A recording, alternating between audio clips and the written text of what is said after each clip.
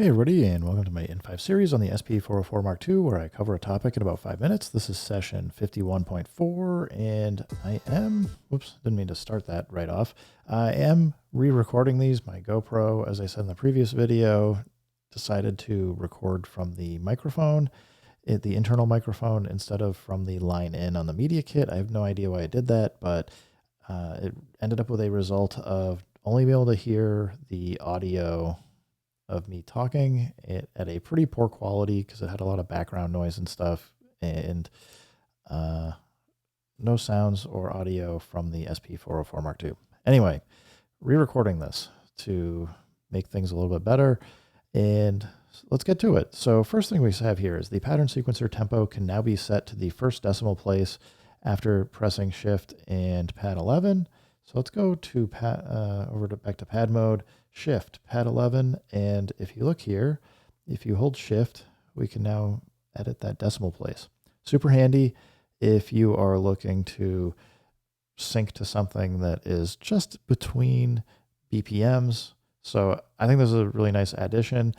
I don't know if it was 100% necessary because you can always sync to external gear, but I think it's a nice addition. It just can help you get to sync to external content a little bit nicer and a little bit more accurately. So thumbs up, cool. The next one we have is it says increased substep division conditions in TREC mode. And if we do go into TREC mode, doesn't really matter. I'll just pick one of these patterns. If we hit remain, switch over to TREC, hit record. Back to this. I'm gonna turn the volume down and just explain that if you hold down the roll button, wait, is it roll? It's the it's just the substep.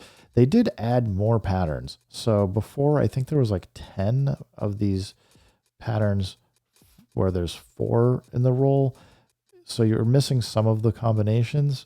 They've now they just expanded it. So it has 15 combinations, which has all of the different combinations that you could have for having a roll with 4. So I think that's pretty handy. If you like using substeps to record in rolls, nice, and we'll get you all the patterns.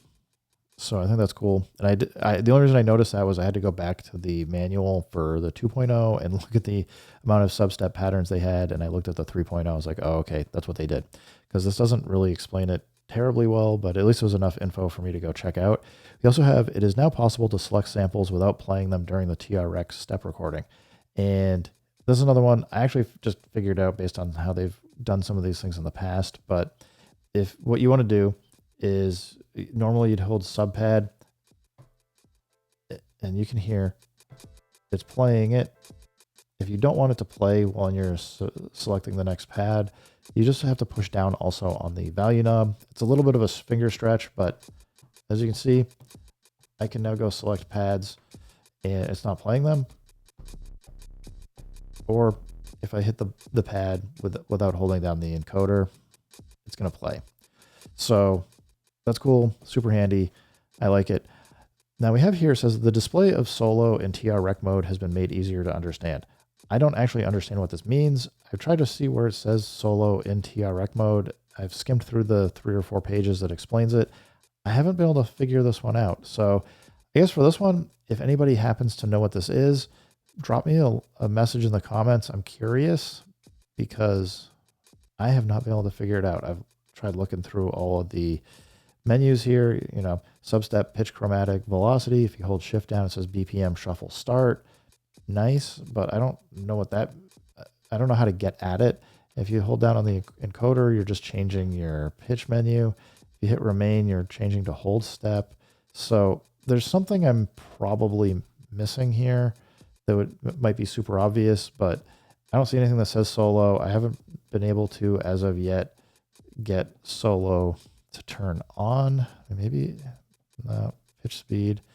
What other things do we have here that we can hit? Record settings, shift. That just gets us into the metronome. Pattern select, remain. I have no idea. So if somebody else happens to know, as I said, just drop a message.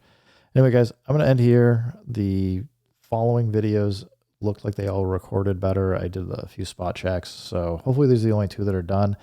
Also, if you're watching these, if you like the quality of this a little bit better, let me know. I might actually switch over to doing this as my setup for recording. What I'm doing is using OBS, and it has a few nice features to it, although it's going to require me to edit things a little bit more. So I don't know. We'll see.